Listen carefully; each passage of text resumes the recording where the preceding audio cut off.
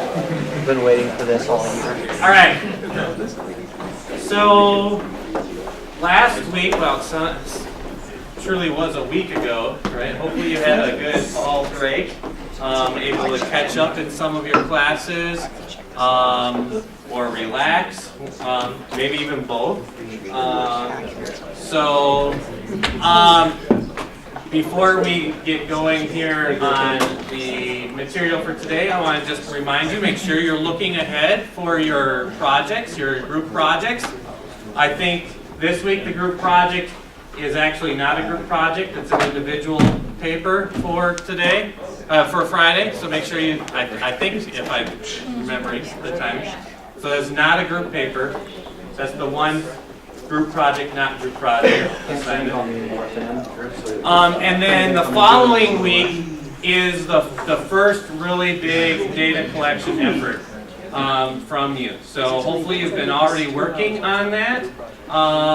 If not, hopefully you have a good, easy to collect state, because it might take some time to get all of that data in. So you should not wait until next week, Thursday, to try to collect all your data. It's a lot of data to collect, even if it is nicely formatted by the state that you're in. You're collecting elections from up to almost 20 years ago. Not quite, but presidential elections in 2000. And then House and Senate elections in the last 10 to 12 years. The full details are in Moodle, so make sure you read through them and start anticipating that, and spend your time as your group to make sure you get that turned in. Because after that data is turned in, we're going to kind of be ramping up our model building. Obviously, we haven't built any models yet. We've been collecting data, location data, demographic data, population data, voting data. And once we have that, now we can start actually building some models. Without the data, the models are kind of not going to be really helpful. And to be honest, one of the learning experiences that you're going to get from this is that it's not so easy to collect real-world data. Because the sources that you collect it from don't always collect it in the way that you want it to.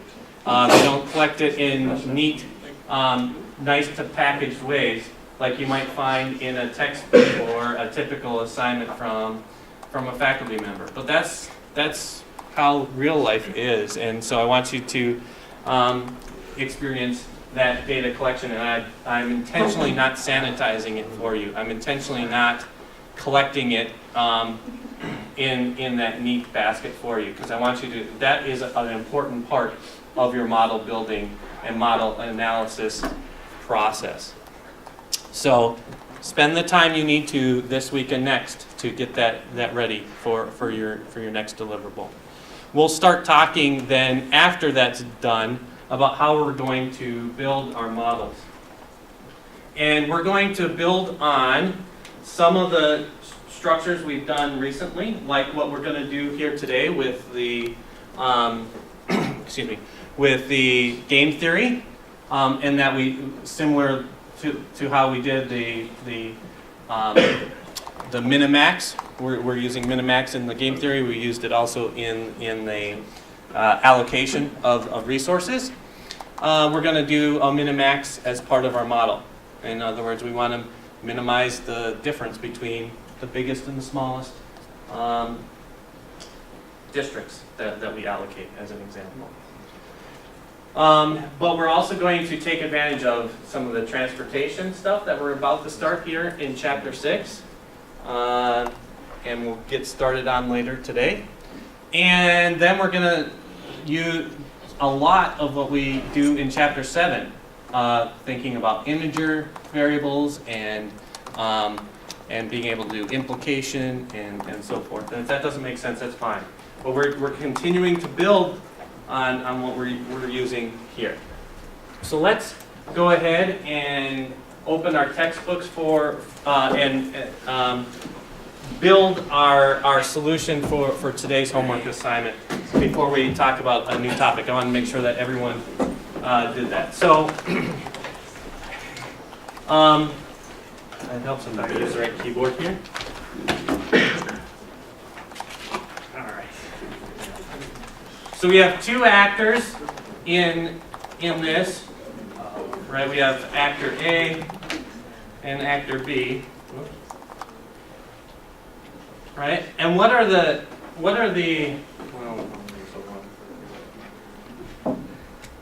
choices that actor A can make in our assignment for today? What are I think the three options that they have available to them? Home improvement. What's that? Home improvement was the one. Home improvement. What's the next one? Sitcom. Sitcom. And news, right? You know what? I'm going to move this down one.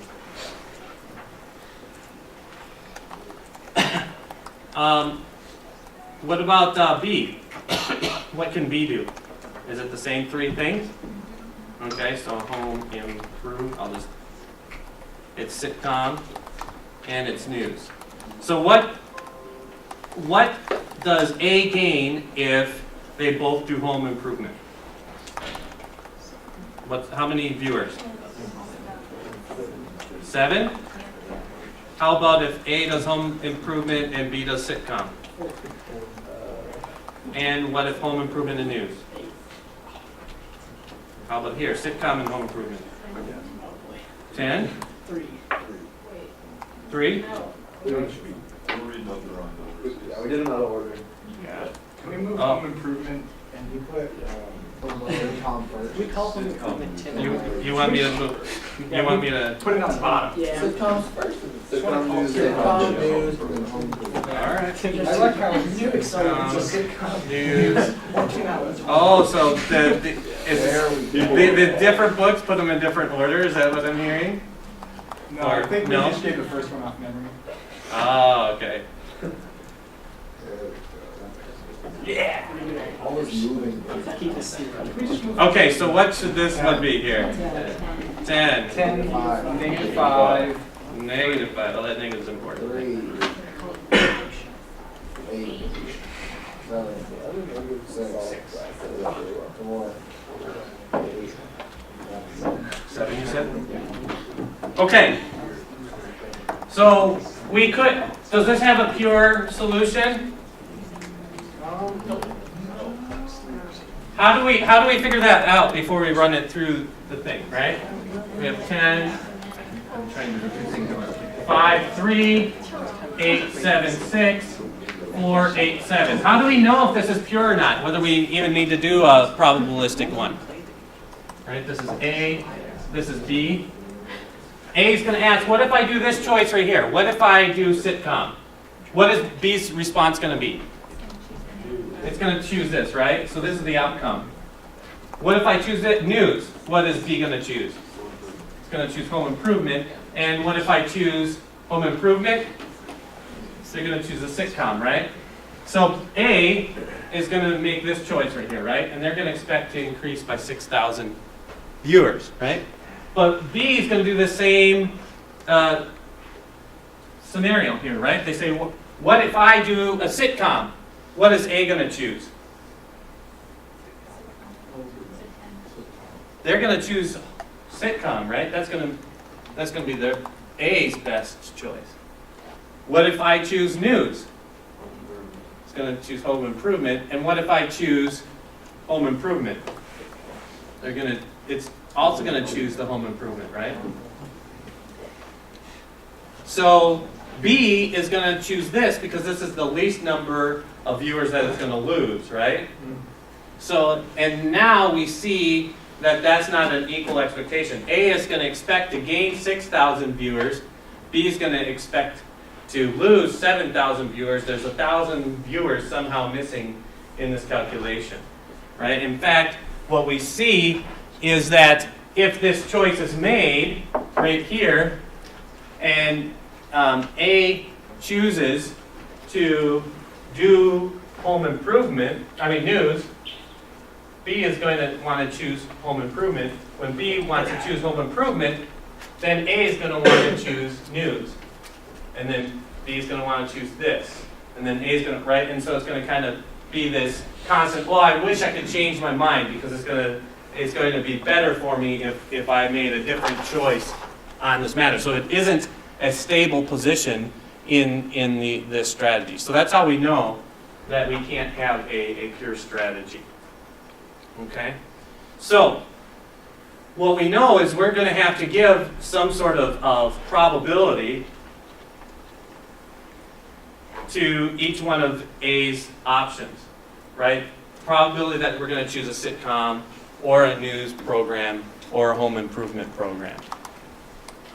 And so then we know that,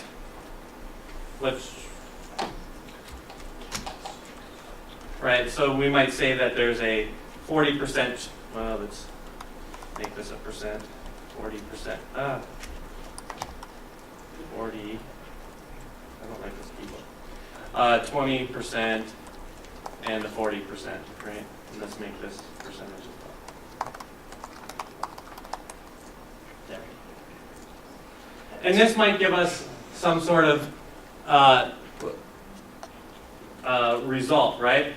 So if A makes this probability of 40%, 20%, and 40% here, let's see how B is going to respond, right? So what we do is we do our sum product again, right? We're going to multiply our gain, or in this case it's our loss because we're doing it from B's perspective, times the probability. And so we would expect if B chooses to do a sitcom, A is going to gain 7.2 thousand new viewers. And let's just make this fixed here. And we can go ahead and copy this over. Right. So if we have this kind of a probability for A, B would sit, well, if they pick one choice, they would pick a news option, right? Because that would be the least losing option for them. Okay? So from A's perspective, what we want to do is we want to see all three of these values really, really high. Because then B doesn't have a good choice. Which means A is winning, right? Because this is a zero-sum game. A's wins are B's losses in this. Right? So A wants B to lose. So if we make all these options really good for A or really bad for B, the same thing. So we're going to have our variable, I'll just put it right here, min gain, right here. What we want is we want this value right here to be as high as possible, but it has to be less than or equal than all these values right here, right? So those are our constraints. Let's put that in to our model. So our objective, from A's perspective, is we want to maximize this minimum gain by changing these values and that value, right? We can change the probabilities and we can change this min gain right here. And then our constraints. These three values right here have to be larger than or equal to this min gain right here. Okay, Right, so this is what it looks like. That this value right here can't be bigger than any of these, but hey, I can change it, right? So I'm gonna, I can move it down or up. I want to move it up because that's that maximum value right here.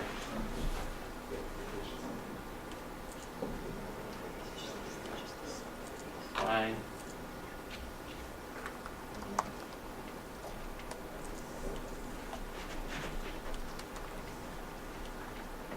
Uh-oh. Yeah. I missed a really big thing, didn't I? Huh? Why couldn't it solve this problem? Or what about the probability? That's a sum to 1. Otherwise, what's it going to do? It's going to give really, because more and more probability is going to increase this value more and more, right? So we need to make sure that we do that. So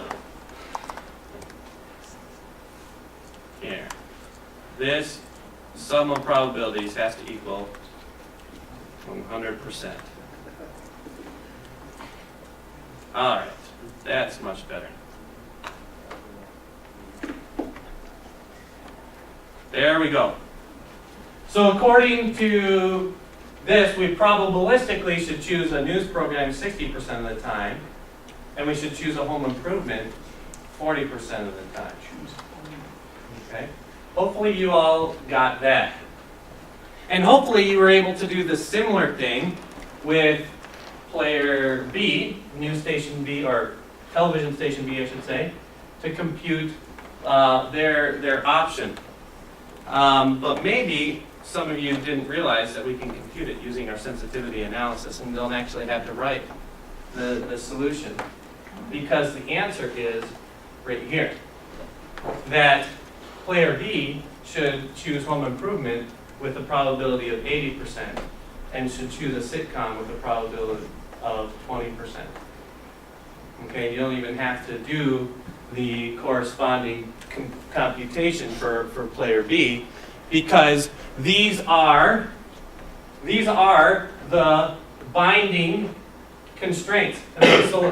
So those correspond to each one of these columns. So that's B choosing this, B choosing that, or B choosing home improvement. Right, so each one of these has a different shadow value, and we can see that if we were somehow to increase the probability of these, that would decrease, since it's a negative shadow price, it would decrease that objective value, which is what B wants to do. Right, so it turns out with 80% probability they should choose the home improvement option. With 20% probability they should choose the sitcom option. So that's really nice with the sensitivity analysis. You don't actually have to run the corresponding linear program for both players, because the sensitivity analysis directly provides you with the solution for the opposite player. Yes? Would this be allowable I don't know that has a specific meaning in this case. It might, but I'm not aware of its meaning. Okay.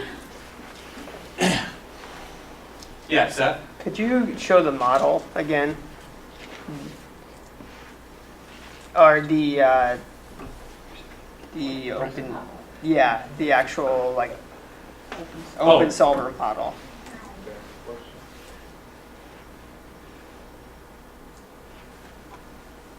Okay, thank you. So we're maximizing our min gain value. We're making sure that these three values have to be larger than this, so that it doesn't just raise it to infinity, and that the sum of our probabilities has to be exactly 100%.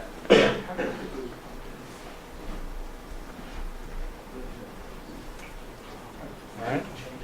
So for the next test, you should be able to do this with any game I give you, and if it's got a pure solution, you should be able to compute that without any need of a calculator, right? Because you can just look at and see what the biggest or the smallest value is. You should be able to tell whether or not it is pure or not based on this. And then you should be able to construct a model that does something like this. So that if you were to run it, you would get the same answer. All right, questions?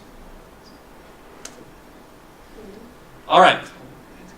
Yes? When you say construct, do you mean like set up on paper? Yeah, so write the different equations necessary to do the linear program.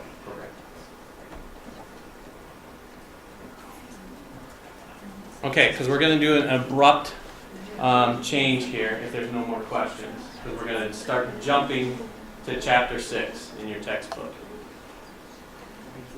Let's go ahead and do that. I'll blank the screens for a little bit.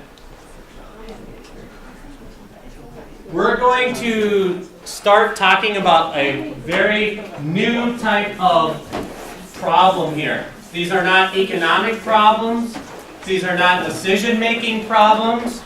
These are what are called transportation or transshipment, and we'll get to transshipment later.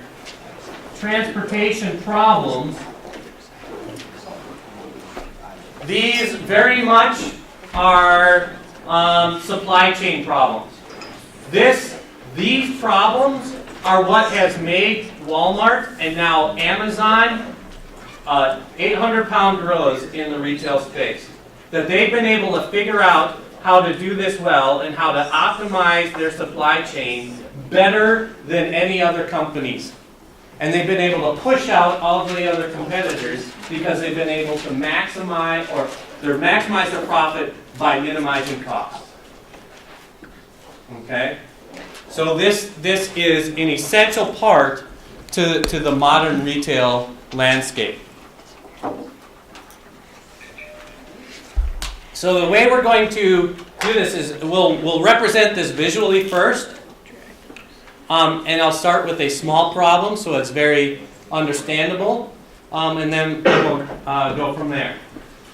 And what we're going to start off is let's think about this since it's harvest time in terms of farmers.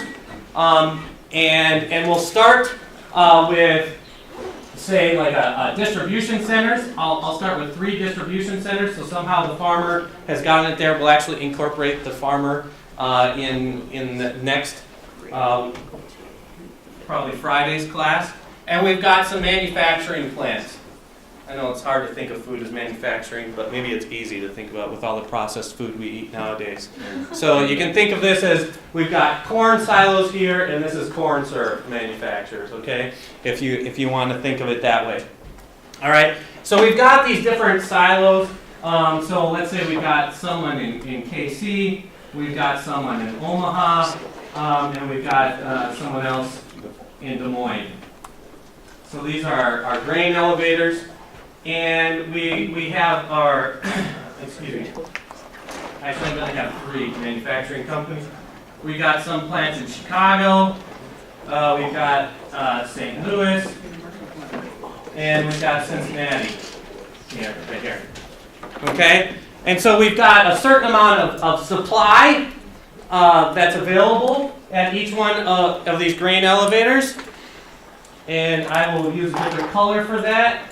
I've got 150, tons or bushels. Bushels are small, but you can say 1,000 bushels.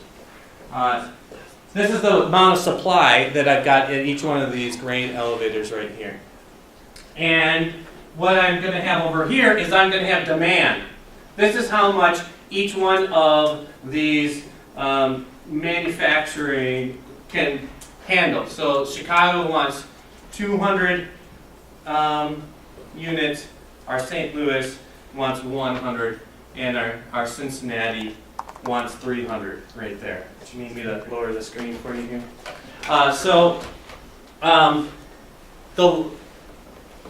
This is pretty easy to represent. What we have left to do is we need to represent the transportation costs. Okay? In mathematical terminology, each one of these circles are what are called nodes. And we're going to connect edges with weights between each of those, which represent how much it costs to transport one of these goods. So we can go from Kansas City to each one of these manufacturers, but we can also go from Oklahoma to each one of these manufacturers.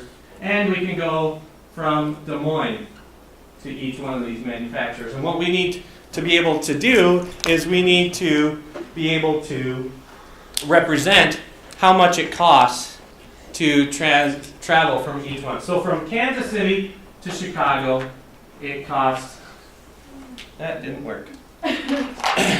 So we'll go green. It costs $6 per unit, okay? From Kansas City to St. Louis, it costs $8.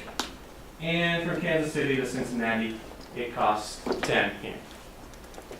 Okay? From Omaha to Chicago, it's $7. And to the other two, it's $11. And from Des Moines, it's $4 to Chicago, $5 to St. Louis, and $12 to Cincinnati.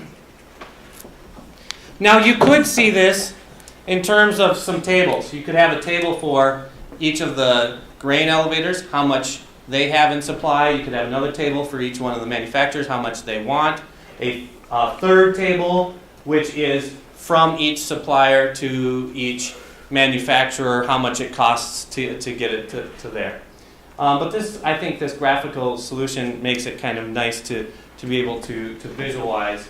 And you could even foresee putting this on an actual map, right, and making connections between these physical locations. These represent real places, and there's a reason why it costs a certain amount to get from one place to another, because maybe there's better railroad infrastructure, or maybe there's not good interstate between these different locations, right? So there's physical reasons for these costs and these constraints here.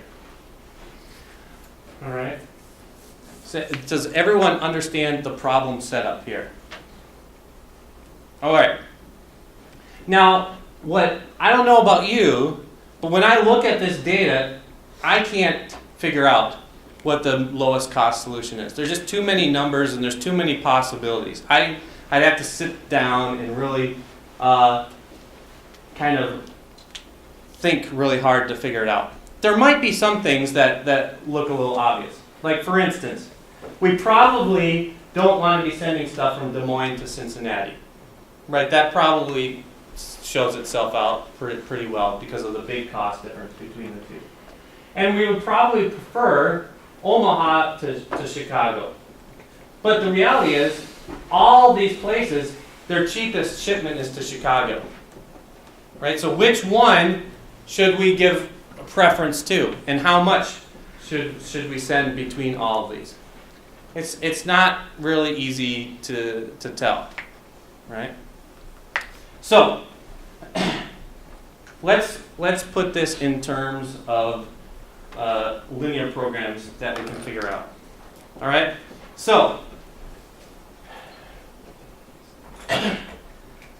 the first thing that I'm going to do here is I'm going to number each one of these nodes. So I'll just go 1, 2, 3. All right? And just to make it easy, I'll go 4, 5, 6. I could have done 1, 2, 3 here. All right? So let's consider how much, let's call this line, let's call it 1, 4, because it comes from KC and it goes to Chicago right here. All right? So we're going to have, the answer that we want to know in the end is how much do we ship along this route right here? And how much do we ship along each one of these other 8 routes that are available to us? So we're going to have an X14, an X15, and X16 representing Kansas City to each one of these things. We're going to have an X24, X25, and an X26. And we're going to have an X34, X35, and an X36, representing all 9 of these different routes right here. Okay? So the first thing that we should see, what should be true about this equation right here? How did you get that? That's the total that that has. Right, this is all coming out of Kansas City, right? So Kansas City can only ship out 150 because that's all it has available to it. Right? So this gives us a new equation right here. What should this be? 175 And this equation right here should be 275, right? Because this is how much we get out of Omaha, and this is how much we get out of Des Moines right here. All right? What? Okay.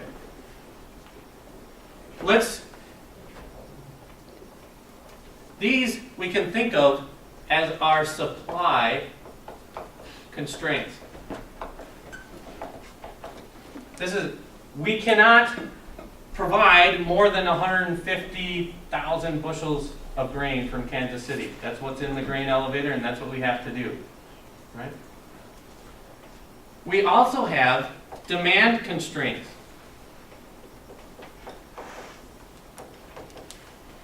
Chicago only wants 200,000 bushels.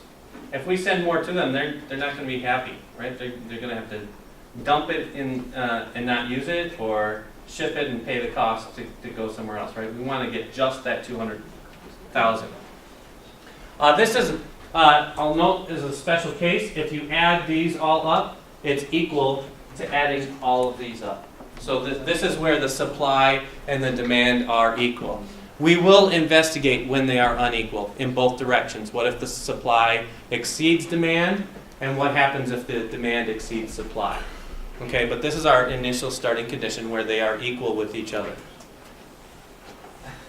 Okay, so what are the incoming elements to Chicago? 1, 4, 2, 4, 3, 4. Right, so up here, outgoing from Kansas City, they all started with 1s. Incoming to Chicago, they all end with 4s. Right here. And what should be true when we add all these up? 200. And we can do the same thing with St. Louis. That's going to be 1, 5, 1, 2, 5, and 3, 5. And their total should be 100. And then 1, 6, 2, 6, and 3, 6. And their total should be 300. Okay, so we have both supply constraints and demand constraints. What's missing from everything that we've done so far this year? Travel multiplier. What's missing? We have constraints. The objective function. The objective function. Right? In English, what do we want to do?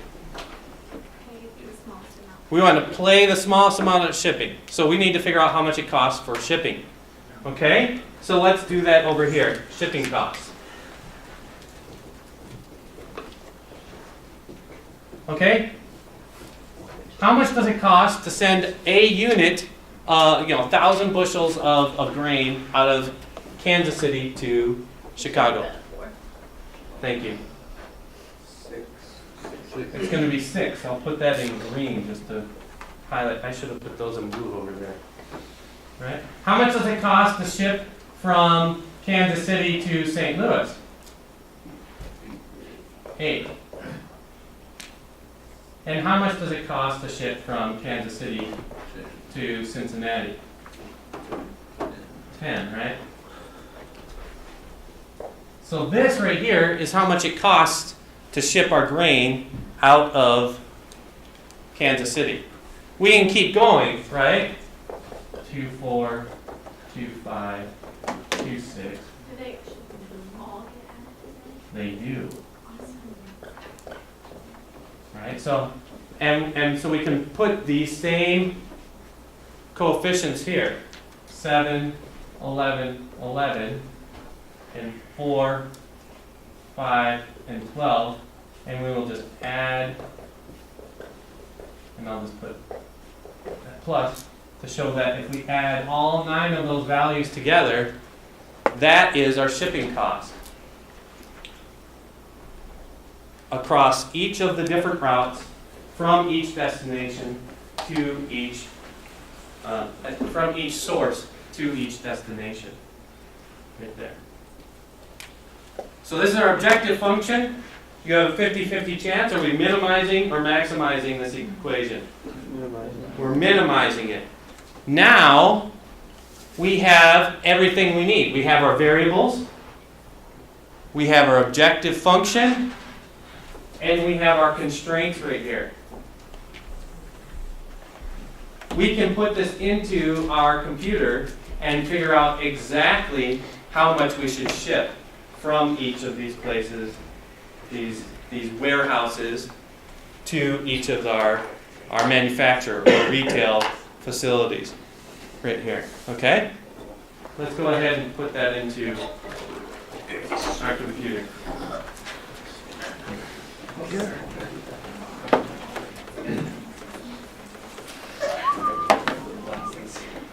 So we have our equation.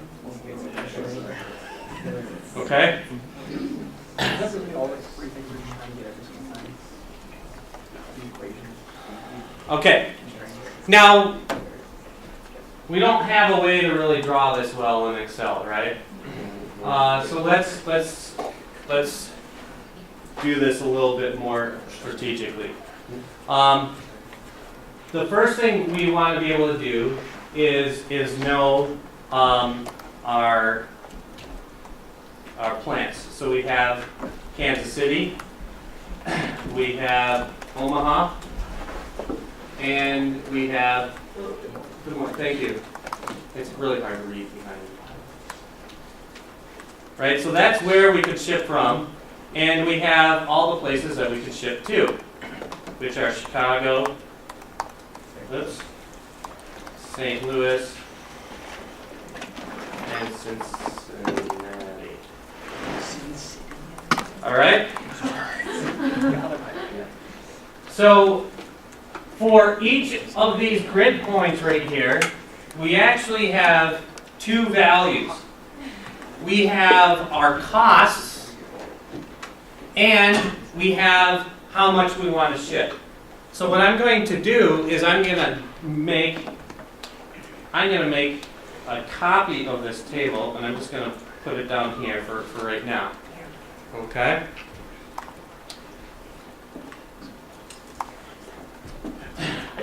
I'm going to add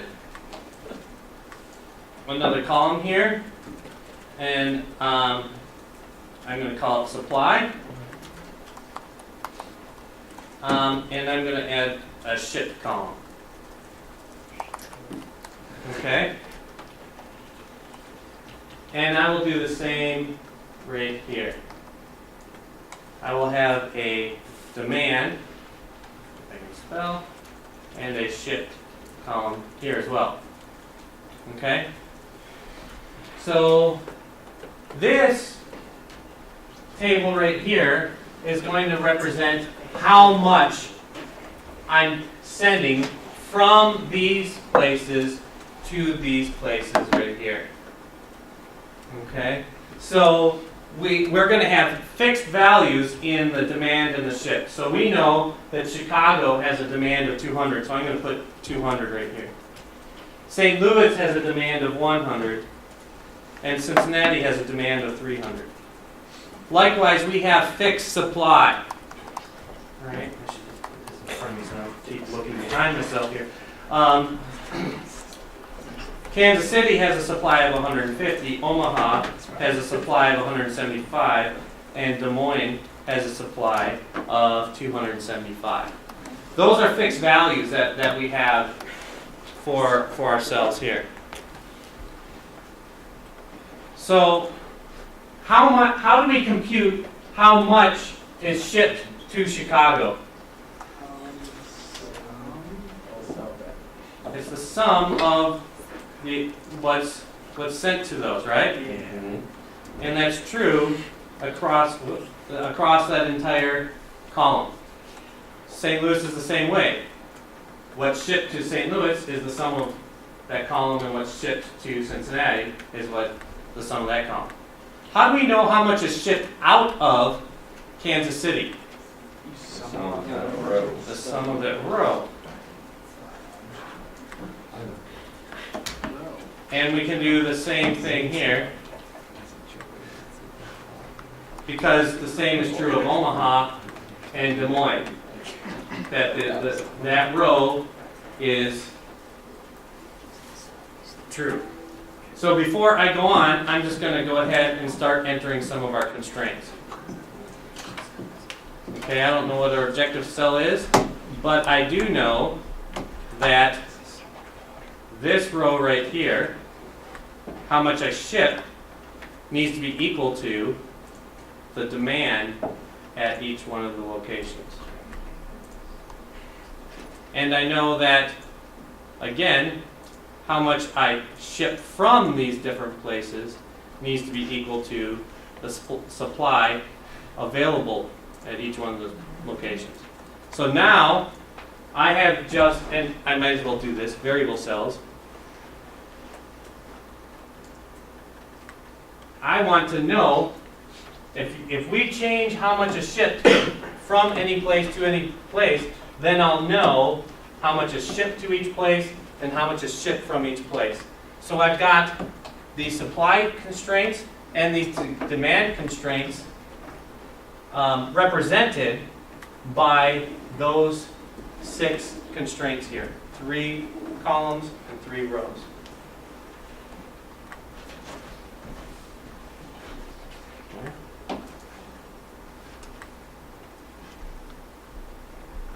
And we could see that in operation. I could do something like, well, let's ship 100 from everywhere to anywhere.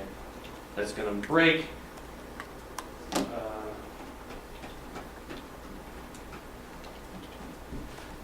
But you can see that our equations are working the way they're supposed to there, right? All right, so down here then, what I'm going to represent is not how much I'm shipping. I'm going to represent the costs of shipping right here. All right? So from Kansas City to Chicago is 6. Kansas City to St. Louis is 8. Kansas City to Cincinnati is 10. Omaha, 7, 11, 11. And 4, 5, and 12. Okay?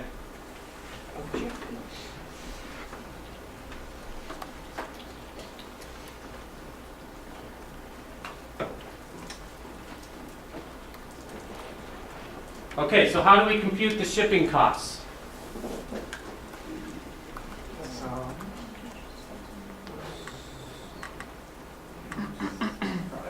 We multiply this value times this value, right? Yeah. And add it to this value times this value, right?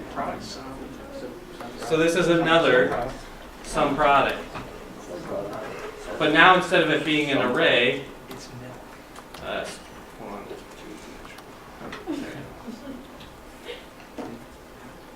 instead of it being an array, now it's a matrix of values. Oh. What is that?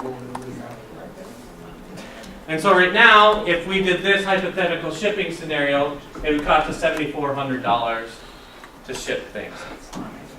Right, we know this violates our constraints, so this is not what we want. But we do have now an objective cell that we can minimize.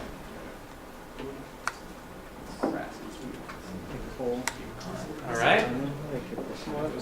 Does this make sense to everyone? Are there any questions? Okay, we're good. Let's go ahead and solve this. What are the variables? Is it changed the variables? That was 100 going from every place to every place. And like the what's the formula for the shipping cost? It's the sum product of these 9 times these 9. Okay, so now we can actually visualize this a little bit more, right? Kansas City, we should send 25 here and 175 here. We should send all our stuff from Omaha to Cincinnati, 175 here and 100 here. This is the first thing we know, right? We knew we needed to avoid that Des Moines to Cincinnati connection. Yeah. I think it should be 125, right? From Kansas City to Cincinnati. Yes, I can. Yeah. Just want to make sure I wasn't.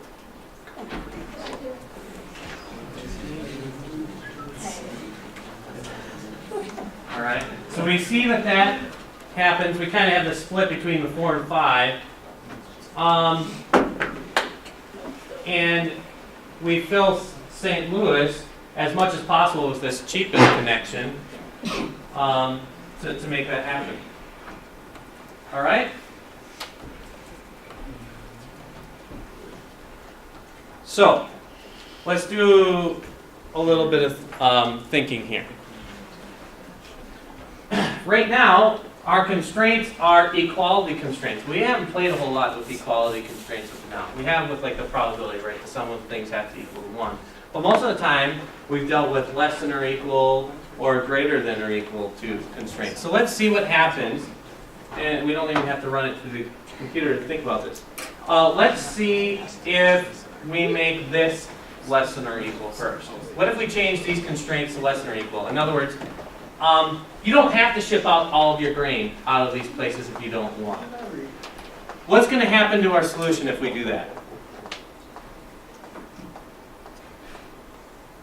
When you go to 0, Why? because then you're paying $0 in shipping costs. Not quite. Why not? We still have these equals right here. So we're pulling it out of these places even though we don't have to. Right? These have a demand that must be met.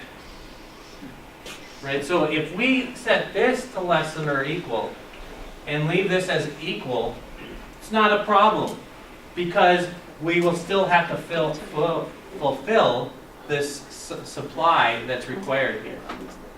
However, if we did do both less than or equal, then you would have been right, Nathan. Because then we wouldn't have to fulfill a supply, nor a demand, nor would we have to get rid of our supply. And so, as a result, the cheapest shipping cost would be not ship anything.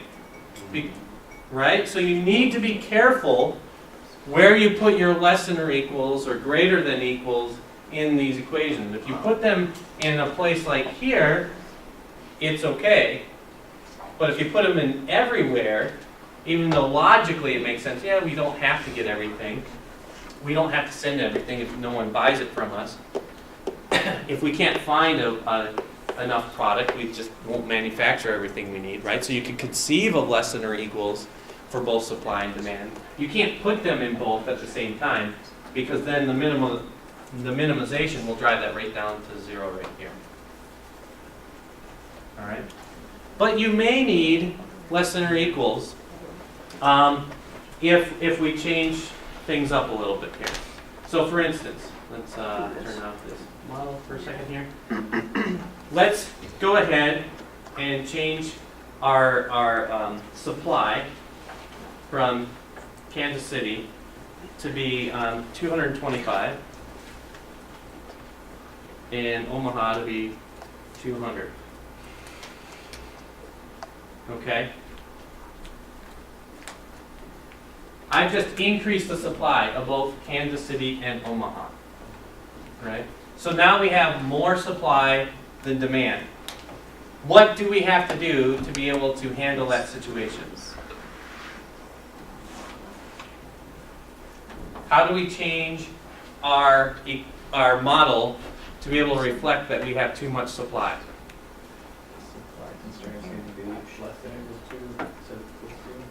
Right. We can't force sending everything out because we don't have a place to send it all to. So we have to change our supply constraints, which are these three right here, from an equality to a less than or equal.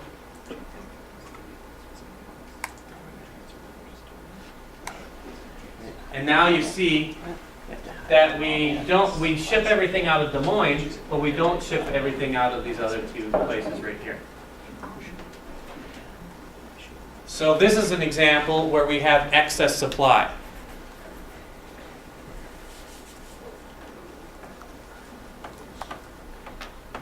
All right. So let me go back and change the supply back here. 200 to 250 right here. And How do we change our model now? And change What I've Chicago. done now is I've increased our Demand demand. of Chicago from 200 Right, to so there's 250 more right demand here. Then there How is do we supply change our model available. now? What I've done How do now we is I've change our increased model our to demand. reflect now excess demand? Right, so there's more demand than there What's is greater? supply available. How do we change our No, model we're not gonna to do reflect greater now than equal. excess demand? Because we don't want to ship more than we have. That still is a bad thing. What's greater than equal? Right? No, we're not have gonna to do greater is than we're gonna do a equal less than or equal, but Because only on we the don't demand want to side, ship right? more than we We have. might That not be still able is a to bad meet the thing, demand. Right? So in this case, What we're gonna have to we would do is we're change gonna do a our less than or equal, but demand only constraints on the to a less demand than or side, equal. right? We might not be And able our to meet the demand. and So, our in supply this case, constraints have We to would go back to change equality. our demand constraints to a less than or equal, And then and we our, can solve that. And you can see here that in this case, and we our just don't give supply enough constraints Cincinnati. have to go back to equality, All right? and then we can solve that. And you can see here that in this case, we just don't give enough to Cincinnati. Transportation problem. We'll look at that and then we'll start looking at something right. that extends this called transshipment. I think I'll there's see you an guys assignment then. for Fridays that is a transportation problem. We'll look at that and then we'll start looking at something that extends this called transshipment. I'll see you guys then.